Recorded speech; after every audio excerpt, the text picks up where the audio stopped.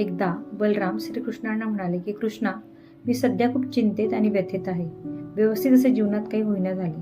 त्यावेळेस श्रीकृष्ण म्हणाले ठीक आहे, आणि त्यांनी एक दगड बलरामांच्या हातात दिला आणि म्हणाले, भैया, हा दगड हातात घेऊन उभं राहा, पण जोपर्यंत मी सांगत नाही हा दगड तुम्ही खाली ठेवायचा नाही.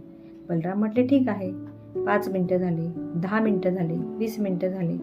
बलरामांचे हात दुखायला लागले आणि ते म्हटले की कृष्ण, आता माझे हात दुखत आहे.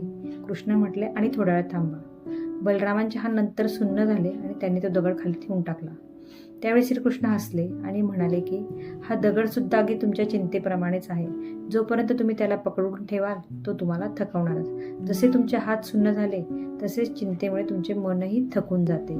वेळेतच ती सोडून दिली तरच तुम्हाला शांतता आणि प्रसन्नता मिळू शकते. चिंता धरून ठेवल्यामुळे फक्त बोधच वाढतो.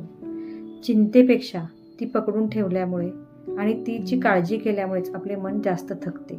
वेळेतच चिंता करणे सोडून देणे हे शिकले पाहिजे, तरच आपण शांत आणि प्रसन्न राहू शकतो. यावर संत तुलसीदास म्हणतात की चिंता से चतुराई घटे, घटे रूप और ज्ञान, चिंता बडी अभागिनी, चिंता चिता समान. यावर पूज्य गुरुदेव म्हणतात की चिंता नाही, हमेशा चिंतन करो. हरिओम.